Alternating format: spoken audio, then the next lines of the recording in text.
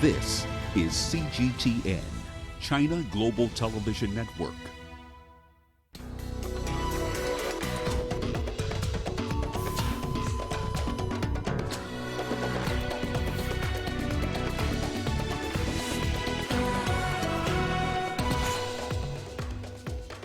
African cases of coronavirus pass 1,500 as governments continue to roll out robust measures to halt the spread. South African president announces 3-week lockdown over coronavirus. And authorities in DR Congo concerned over limited resources to curb measles. Hello and welcome to CGTN. This is Africa Live and I'm Karen Roberts in Nairobi. Also coming up in the programme.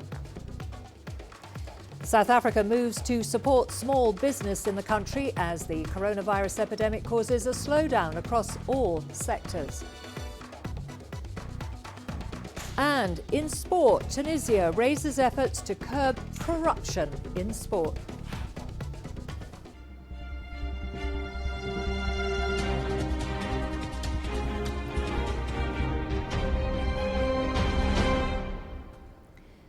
We begin with the coronavirus pandemic. 382,000 people have been infected in over 180 countries and regions. Italy has the highest number of deaths, reporting over 6,000. More than 63,000 have been infected. Spain is the second hardest hit country in Europe, with more than 35,000 infections. The United States has reported over 46,000 cases. Iran has reported over 1,800 deaths. The imported cases on the Chinese mainland hit a record high on Monday, bringing the total to over 400. Hubei province reports one new case in its capital, Wuhan. Nearly 90% of patients in China have now recovered. In Africa, over 1,900 cases have been reported in 43 countries. Let's now take a look at the numbers by region. Northern Africa has the highest number of confirmed cases. Infections in Egypt have jumped to 366 after 39 new infections were reported. 5 more people have died in the country, including 4 Egyptians and an Indian. The country is reporting a total of 96 recovered cases. Algeria has 29 new cases, bringing the total there to 230. Authorities say that so far, 17 people have died from the disease. Morocco has 143 cases, reporting 4 deaths and 5 recovered patients. A 1-month state of medical emergency has been declared until the 20th of April. In Western Africa, Burkina Faso, with 90 cases, has the highest number of cases in the region.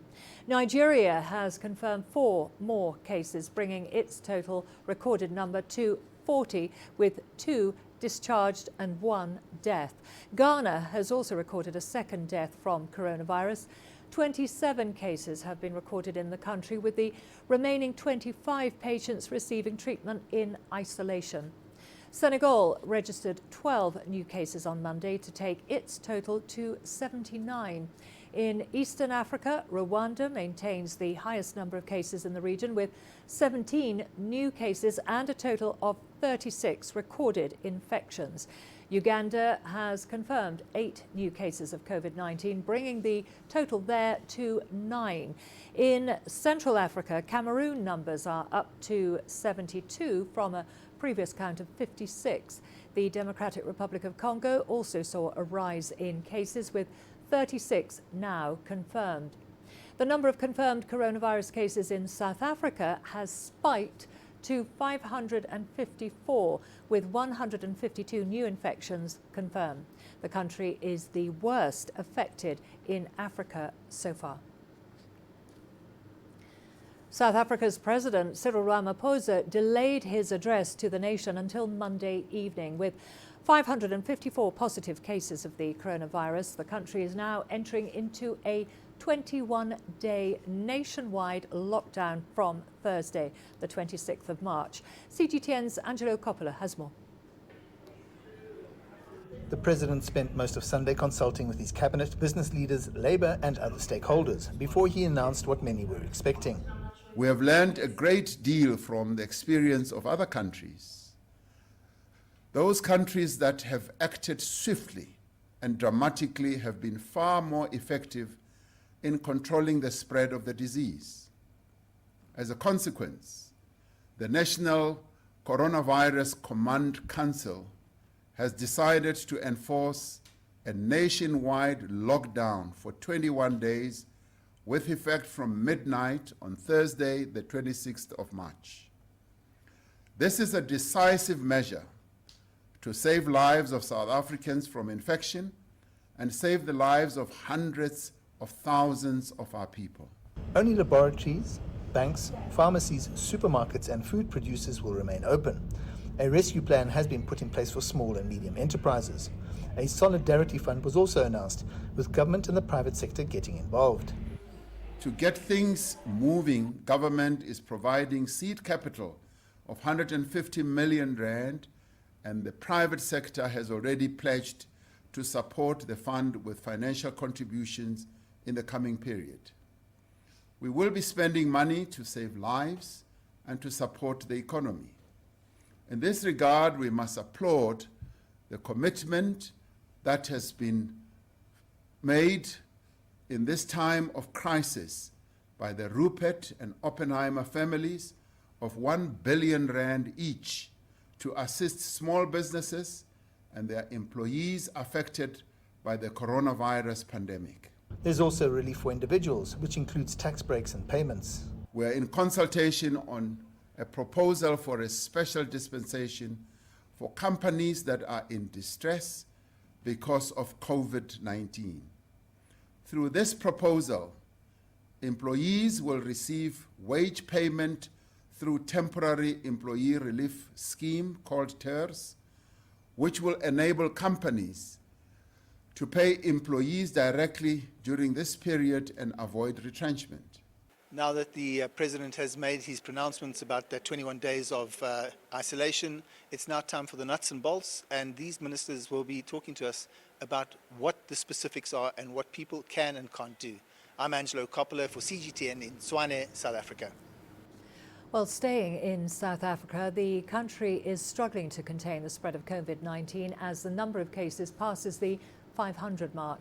Most of the cases are patients with a travel history, but local transmissions are growing, and now borders, schools and public spaces have been closed. The government has warned against public gatherings and encouraged social distancing instead. CGTN's Julie Shear takes a look at the testing being done to curb the spread. The coronavirus case tally is growing daily in South Africa. Most of these recently returned from Europe. Worryingly, local transmissions are growing. South Africa's biggest hospital, Chris Hani Baragwanath, is now screening all patients with severe respiratory conditions for COVID-19. Individuals that are coming in from the community, that are coming in, as an example, and are hospitalized for a pneumonia, for a severe chest infection.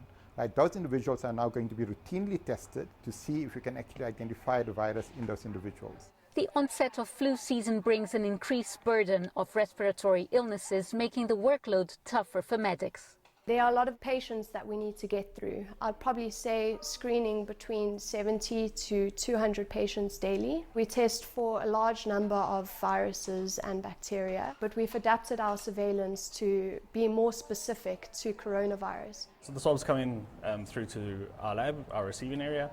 One of our medical technicians then takes control of that sample. They document everything they need to do. They make sure that the sample is in good condition, first of all. Then they transfer it into a tube. Then that would go through to one of our scientists who would then begin to extract the DNA. We use 3 different assays, COVID-19 N1 through to N3, and our internal control RNP3. So the internal control pretty much just ensures that we have extracted our DNA that we are testing correctly. From here, we pretty much put it into a 96-well plate and we test it on what we call a 7500 PCR or Q quantitative PCR machine. It takes 6 hours for a COVID-19 test to be completed. If the result is positive, it's sent to the National Institute of Communicable Diseases for further verification. The next few days are crucial for South Africa. The concern now is how fast the coronavirus will spread if it reaches poor and overcrowded communities like Alexandra, where social distancing may be impossible. Julie Shara, CGTN, Alexandra Township, South Africa. The Africa Centers for Disease Control and Prevention is sending out COVID-19 test kits and deploying medical experts across the continent to help detect the disease. The test kits are being sent free of charge to countries that made requests. At least 60,000 kits will be rolled out to countries in need. CGTN's Coletta Wanjoy reports now from Addis Ababa. Procurement Officer Solomon Temesgen is sorting out test kits. These kits, provided by the Africa Centers for Disease Control and Prevention, are being sent to African countries grappling with the COVID-19 pandemic. Last Friday, we shipped it to Nigeria and Cameroon through DHL, and for Djibouti, physically through their embassy here in Addis Ababa. So today, based on the preset distribution list, to be shipped to different countries, more than almost 26 countries. Each kit can conduct 100 diagnostic tests. The Africa CDC is sending excess kits so that countries can stock up supplies. Africa CDC is working on the supporting the Continental efforts in stopping the transmission of COVID-19 around the public. These are some of the 60,000 test kits that the Africa CDC will have shipped by the end of this week. But it says these are not enough. The Africa CDC says 3 companies have started manufacturing test kits. It hopes the kits will be available in the coming weeks, making it more easier for African member states to do more testing and better understand what they are up against. But there are concerns the process will take too long, given that companies manufacturing the kits are outside Africa. Those tests still have to be shipped to Africa. We still need to place orders and then they distribute them to countries there. So that is going to take a long way. And we are dealing with an enemy that is moving very quickly. The enemy is ahead of us and we have to act quickly. In the meantime, the Africa CDC is hoping a donation of medical supplies and equipment from the Jack Ma Foundation will help fill the gap. Each country will receive 20,000 test kits from the shipment, which arrived in Ethiopia on Sunday. Experts from the Africa CDC's Emergency Task Force will also be deployed to countries that seek help. The institution has a pool of 40 medical experts on standby who can help with diagnosis and training. And as the continent awaits the much-needed medical supplies, Solomon works to ensure that whatever the Africa CDC has in stock will reach those countries in need in good time. Coletta Njohi, CGTN, Addis Ababa, Ethiopia. The Chinese embassy in Nigeria has donated a number of public health emergency supplies to the Ministry of Health in Nigeria. This is to support the Nigerian government in the prevention and the control of the COVID-19 epidemic. The emergency supplies donated include protective clothing, masks, thermometers and disinfection supplies. Nigeria's Minister of Health thanked China for its support. We would like to learn from your experience of organizing society under very difficult circumstances, but particularly support in contact tracing, in trying to identify people who might be at risk and putting them in treatment and in isolation for the betterment and protection of society. The World Health Organization has once again warned that the pandemic is clearly accelerating, but says it's still possible to change its trajectory. Many countries across the globe have been advising their citizens to follow social distancing and not leave their houses.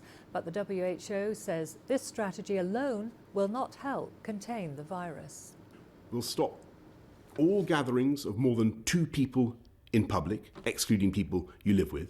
Der Aufenthalt im öffentlichen Raum ist nur alleine mit einer weiteren nicht im Haushalt lebenden Person oder im Kreis der Angehörigen des eigenen Hausstands gestattet.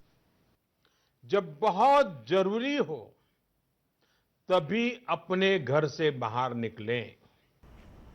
As leaders across the world invoke lockdowns, the WHO has some advice for all of them.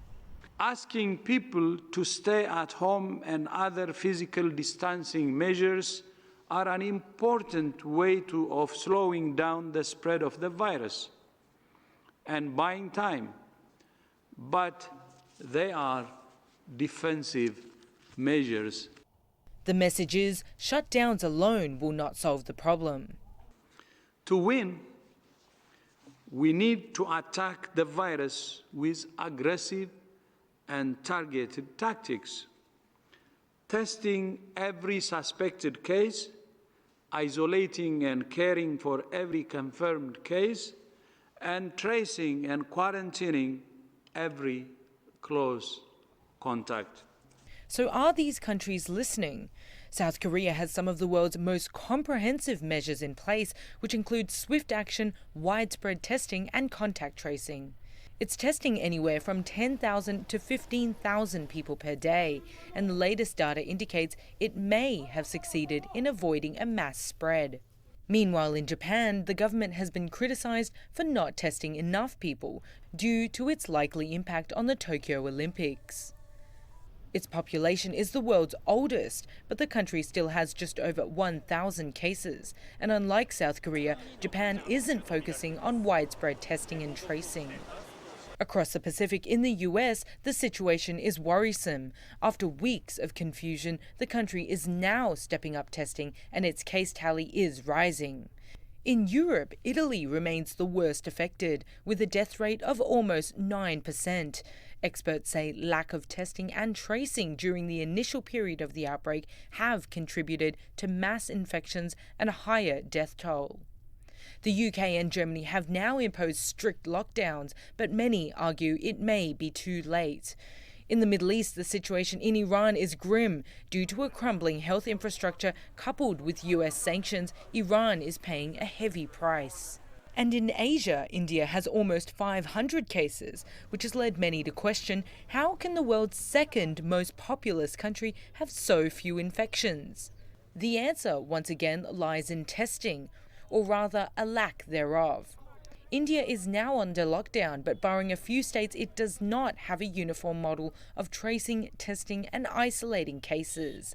Unlike China, the rest of the world had 4 to 6 weeks to prepare for the epidemic, but a majority of countries, it seems, are still playing catch-up, and the numbers are telling.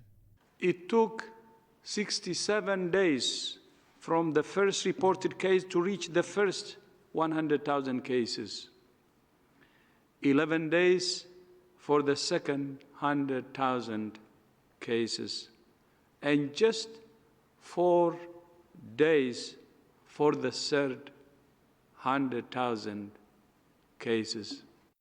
The world is facing a common enemy, but it appears it doesn't yet have a common or united response. Knowledge about the spread and potential treatment of COVID-19 is rapidly evolving as scientists investigate the disease. There's still a lot to learn about how the virus spreads and why some infected people have no symptoms at all or experience only mild cold-like symptoms that resolve on their own. Let's now take a look at how COVID-19 affects the human body. This is what it's like to die from COVID-19. When the coronavirus enters the respiratory system, it replicates, attacks, and destroys healthy lung cells. Our bodies are programmed to fight this, but ironically, the immune system response, meant to protect us, can cause more damage. Attacking the virus creates inflammation. When that occurs, more healthy lung tissue can be compromised, which can make a person more susceptible to pneumonia. Pneumonia is somewhat of a blanket term that refers to infections that affect the air sacs in one or both lungs. The normally dry sacs, called alveoli, fill with fluid or pus, making it difficult to breathe. The fluid makes it hard for oxygen to get into our blood, and that can cause a whole host of problems. Vital organs like our liver and kidneys need lots of oxygenated blood. Without it, they can shut down. Not surprisingly, patients who are older and longtime smokers or have otherwise compromised lungs are at higher risk of developing serious complications. The WHO reported that most COVID-19 deaths appear to be from multi-organ failure. Current estimates put the virus's fatality rate at around 2.5%. That's much lower than SARS, which had a global fatality rate of around 10%. For COVID-19 cases, the WHO reports that most, around 82%, are mild. And by mild, they mean the illness requires little or no treatment.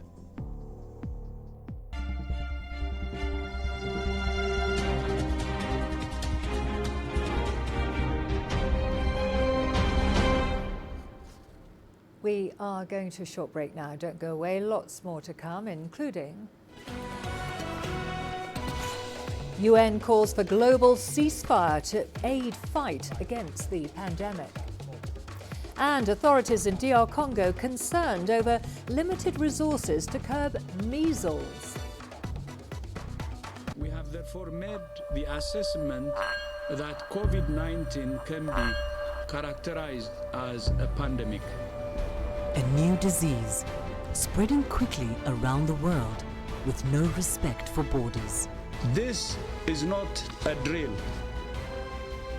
But is Africa prepared? And is the public well informed? As journalists, we have to separate fact from fiction.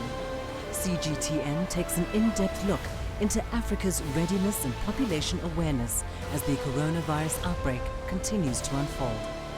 What safety measures are in place at Africa's international airports? And what habits can we adopt in the home to keep us safe out in the world? We take you on a journey through Africa's efforts to understand, isolate, and battle COVID-19. Only on CGTN.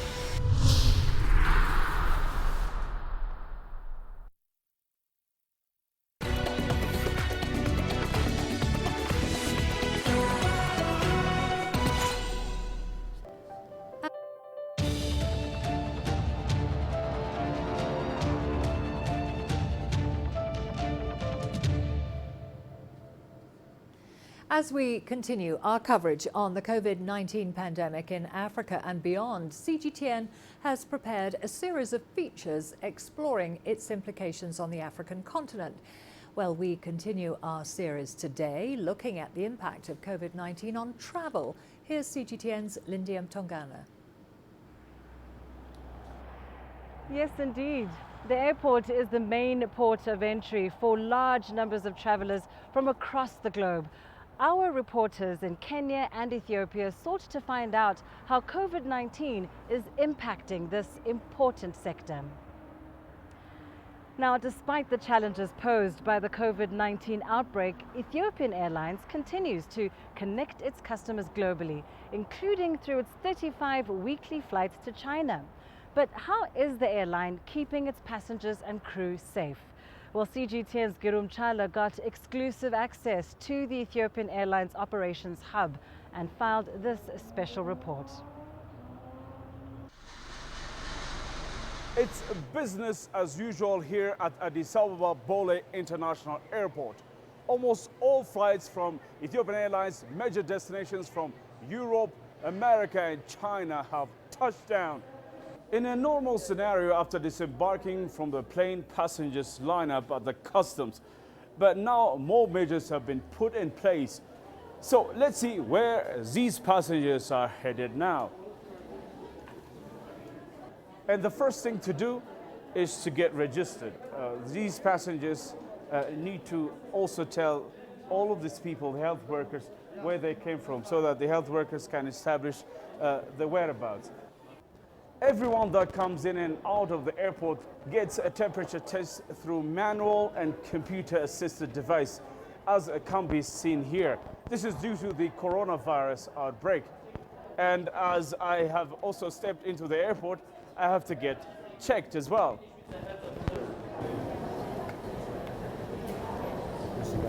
Thank you. The screening is also done on all crew, but this is not all. All aircrafts which arrive from corona-affected destinations get disinfected before they fly again. The prevention is done in accordance with the guidelines prescribed by authorities, and that has been done not only from Addis but from origin. The passengers will be checked for their temperature upon departure, and then they will also be inspected on board. And when they arrive, they will be tested upon disembarkation of the aircraft. And then again, when they enter into the terminal, they will be checked for again to assess their temperature. And then again, once they transfer, if they are transfer passengers, they will be going direct to the transfer area. If they are entering into the country, there is another control, which they would be required to fill a form to be submitted to the Public Health Institute officers, and then they would be under follow-up for 2 weeks. I think there's whatever in China, maybe in Beijing and the Ethiopian, maybe in this city, do some more work to prevent the COVID-19, and thanks to the government for doing this one to protect the people's health like this. It's amazing. I should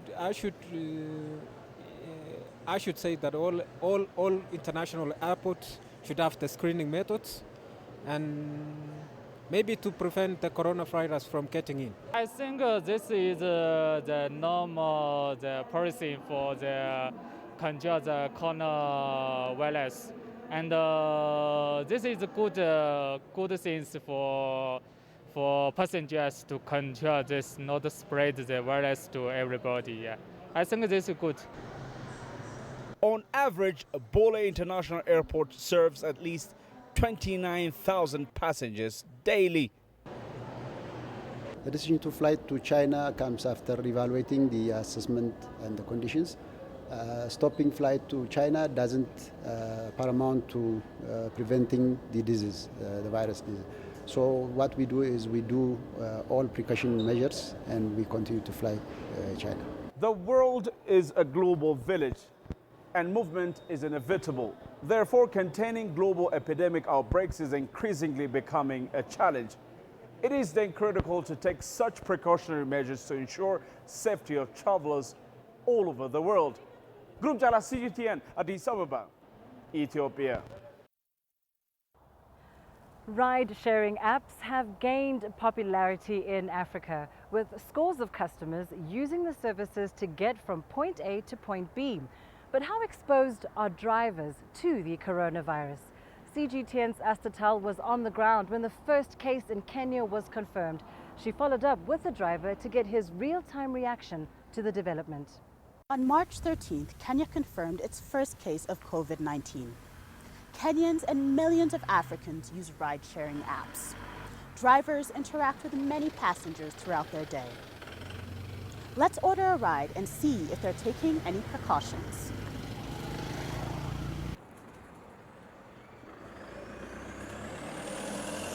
Hi, Ken. Yes, I'm right here, right before the main road. You should see me. Okay, all right. See you soon. Hi, Ken. How are you? I'm good. I'm sure you've heard about COVID-19. How have you been feeling about the developments? I've heard of it. It's spread in different countries. At least recently we just heard it's now in Kenya. So it's kind of scary now. Are airport trips a big earner for you? Yeah, okay. For us, we take them long trips, which at least give us good earnings.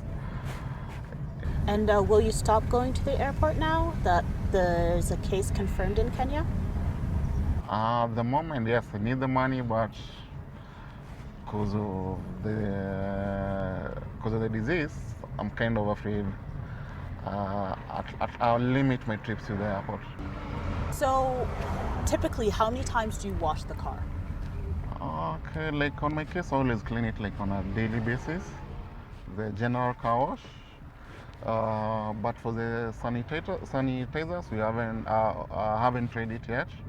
But now that the case has been reported in Kenya, I'm going to be doing it on a daily basis. So each time I pick a new client. It's so scary because we all have families back at home, and you see the kind of job that I do, I have to be out here to work so that I feed my family. And back at home, you see, if I'm affected, it will basically scramble my financial life, and I'll not be able to feed my family. Like Ken, many of us use cars to get around in our daily lives. Here are some measures you can take as a driver and passenger. Cars have many frequently touched surfaces. These include door handles, steering wheels, dashboard controls, passenger and driver door armrest.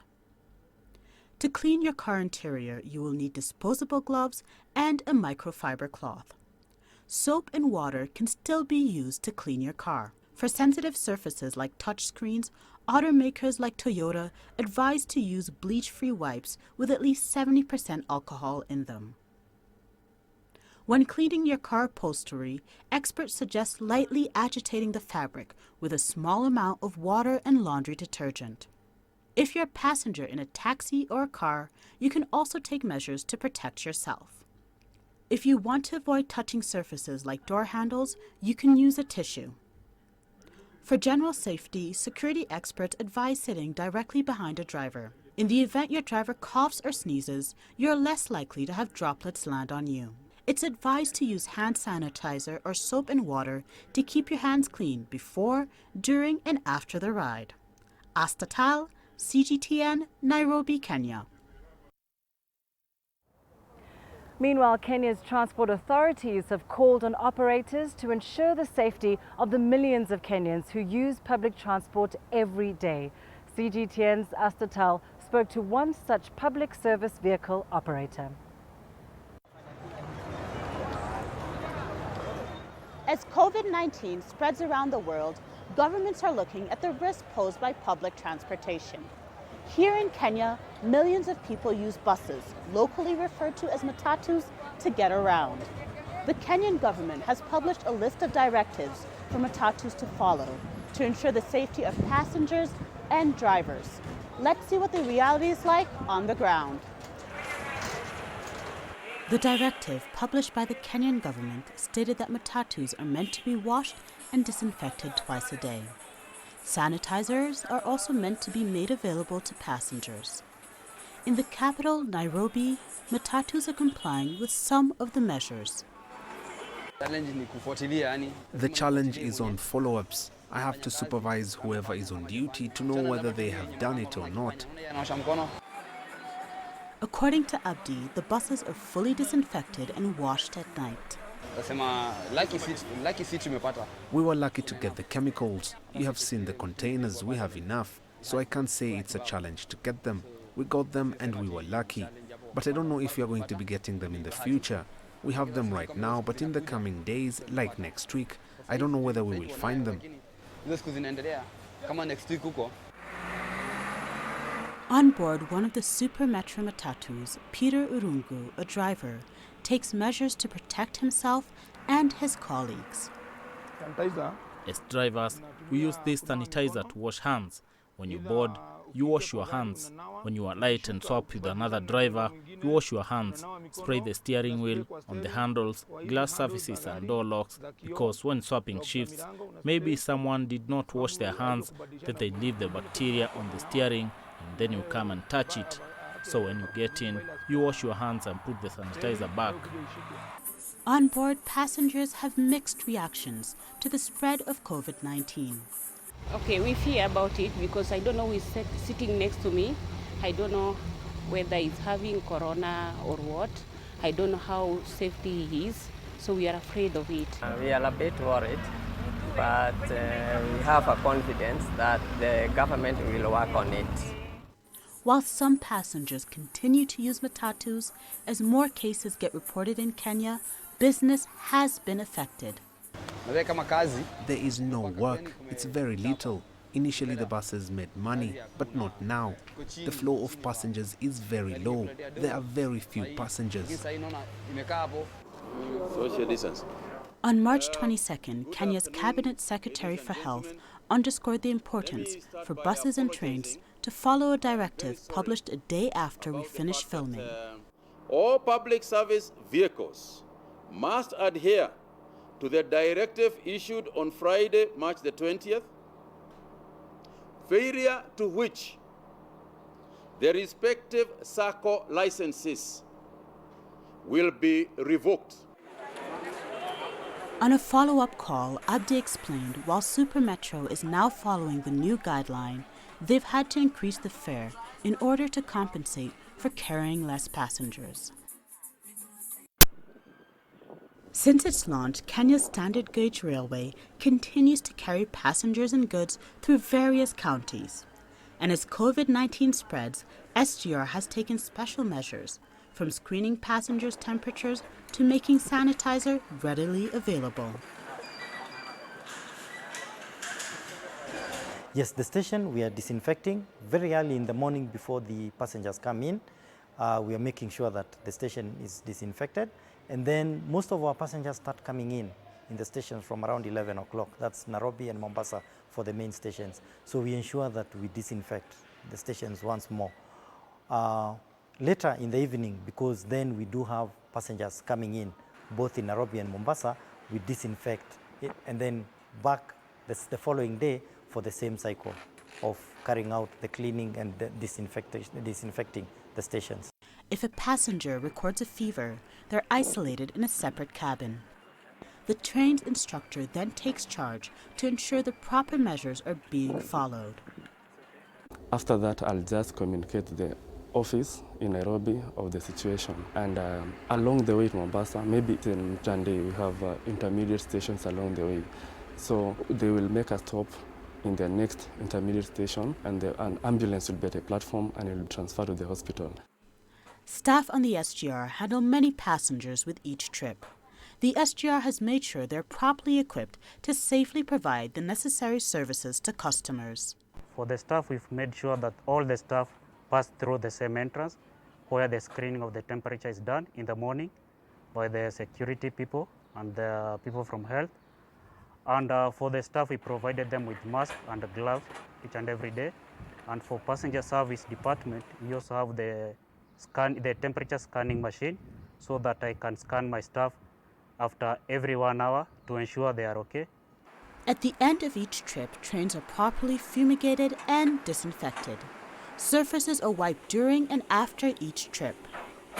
SGR's managing company, Africa Star Railway Operations, also remains in close contact with government bodies to ensure their guidelines remain up to date. We are also working very closely with the county governments, both Nairobi, Voi, and in Mombasa. And in fact, in Mombasa, in the committee crisis meeting, we have representation in the committee so that we are able to deliberate, give an update, and we are able to be informed of the status and what other measures that we need to put through to assist and ensuring that we ensure that the virus does not spread. Among their updated measures is respecting the Kenyan government's guideline to ensure that trains are only operating at 60% capacity in an effort to practice social distancing. Astatal, CGTN, Nairobi, Kenya. In today's Voices of the People segment, we find out how Africans are protecting themselves from getting infected. I put water and soap outside my home to protect my family from coronavirus. Everybody washes their hands, from my wife, my kids, to all my visitors. I wash my hands and I use hand sanitizers all the time. So that's how I prevent it. I'm trying to, at least in the public places where I go, restaurants, sanitize as much as I can. Make sure even when I cough, I'm like, oh, I take control measures, do my natural remedy of take the garlic. My name is Melanie Verwoerd. I'm a former member of parliament for the ANC in South Africa. I've also been South Africa's ambassador to Ireland, and I worked for UNICEF as executive director in Ireland for a couple of years. For the last week and a half, my family and I have lived with the COVID-19 virus, or coronavirus as they call it. My daughter first contracted it a week and a half ago. We think from foreign guests that we engaged with, we don't know. And my son was then diagnosed positive with it as well shortly afterwards. I'm still waiting for my test results, but we're presuming that it's positive since I had all the same symptoms as them. We, of course, immediately isolated ourselves. We did not have any contact with people at all. So for the last 2 weeks, we have been on our own, or week and a half, since we became ill, even before we got the tests. My daughter in particular was very, very ill. She developed a very high fever, over 39 degrees for 4 days. She developed a very bad cough, tight chest. We also, for all of us, the disease started with diarrhea. And we also lost our sense of smell and taste. But I think it's very important for people to realize that the symptoms can differ very much. My son and I, for example, had a sore throat, but had no fever. I felt like I had a very bad cold. He didn't even have those symptoms, and yet he was positive. So it's very important to realize that the symptoms can differ vastly, depending on how strong your immune system is. And I think that's the big takeaway for us. This is the big thing that we've learned in the last week and a half. We have to stand together now as people in our communities. And as Africans, we are good at that. We do like to take care of one another. In South Africa, we talk a lot about Ubuntu. And this is what we really need to be good at the moment. Even though we shouldn't physically touch people, even though we shouldn't be very close to people if they are sick, we still need to take care of one another. We need to make sure that we know where there's elderly people, that they are okay. We need to give our neighbors who are sick, we have to leave them food at their doors. We need to make sure that we don't now turn on one another, but in fact that we actually start taking care of one another. How much do you know about COVID-19 and the precautionary measures to take? Well, join us tomorrow as we explore matters of public awareness. Back to you in studio. Thank you, Lindy. Now, join us again tomorrow as we continue with our coverage, Africa Battles COVID-19.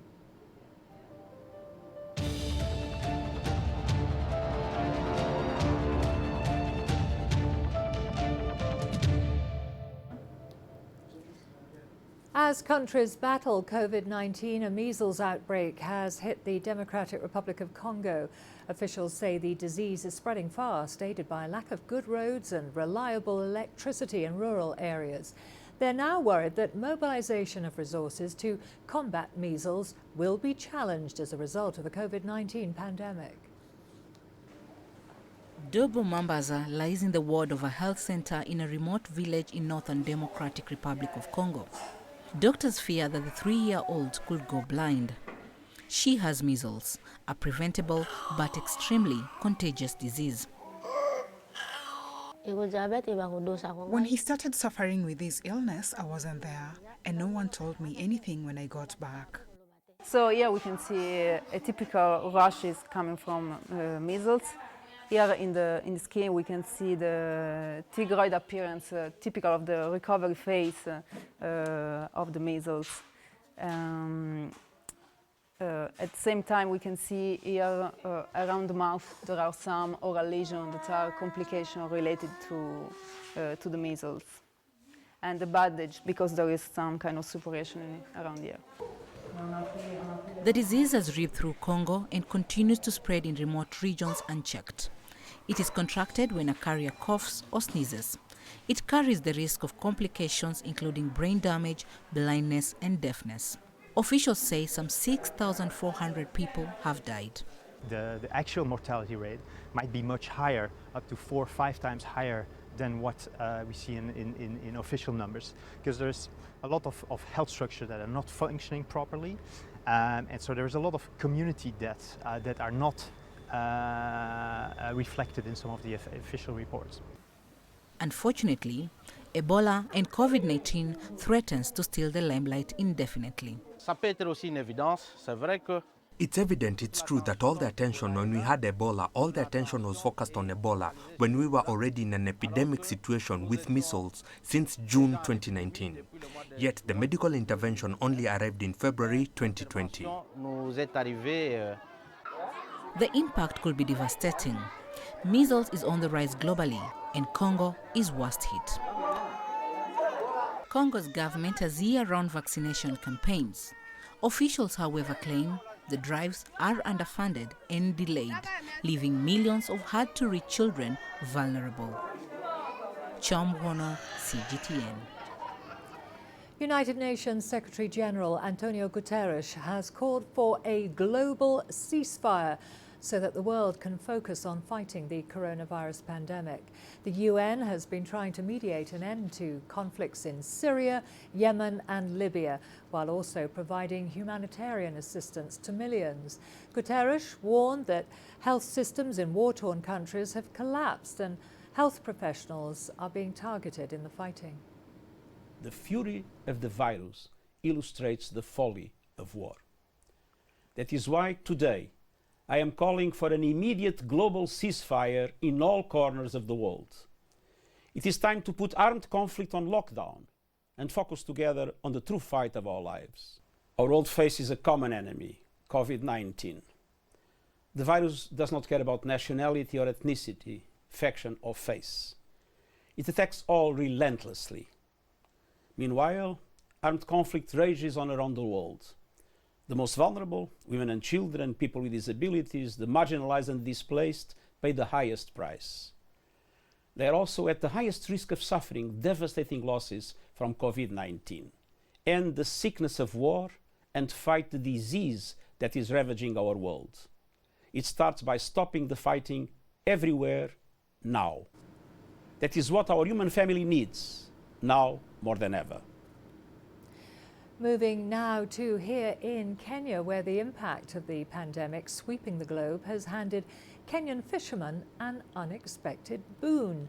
They're experiencing a rush of customers as many shun imported frozen fillets for freshly caught fish from the shores of Lake Victoria. Kenya imported $23.2 million worth of frozen fish from Asia in 2018, according to the International Trade Center. And fishermen have long complained that the cheap imports were strangling local trade. A kilo of fish from imported fish goes for $1.41, while that of freshwater fish from Lake Victoria goes for $2.82. It's a problem. Now, the coronavirus has given local fishermen a boost as imports have slowed down and nervous customers turned to local fish. I, as the person who is selling the lake fish, now I've got the advantage to sell fish with the price I want. But the government is warning that the market will soon face shortages unless imports from Asia resume. They're able to bring their fish because there's a gap they're filling. So which means if in future we're not able to get fish from outside, then there will be an empty gap left that is supposed to be filled. And then now we'll have some scarcity because they're not getting enough fish. Then that is likely to affect the prices. But in the short term, the fishermen can celebrate the profit margins. The price of a kilo of Nile perch was a little over $2 a month ago and has shot up to a little over $3 now. The fishermen are really now smiling at the Lake Victoria region because we are receiving more visitors. Right now, when you see Dunga is really crowded with a lot of the residents of Kisumu coming to buy the fresh fish. Dunga Beach Management Unit in Kisumu confirmed sales had shot up in March. The beach registers a catch of between 1 to 1.5 tons of fish every day. And sales have gone up from 50% to 90% in the last 2 weeks. As women trading in imported fish in Kisumu, we see when the box fish arrive here, we do get it cheaply. And when it is not there, we get this fish from our own lake. But it's very expensive. That is the reason we want the imported fish in supply, as well that from our lake, so that when we do business, we don't feel the burden. Imported fish usually made up about 50% of the market, but has now fallen. The two main fish importers from Western region usually sell 90 tons and 50 tons of fish per month each. But they haven't imported since November, and now stocks are running low, risking shortage. Beryl Oro, CGTN. We've got all the sports news coming up for you after the break, including Tunisia raises efforts to curb corruption in sport.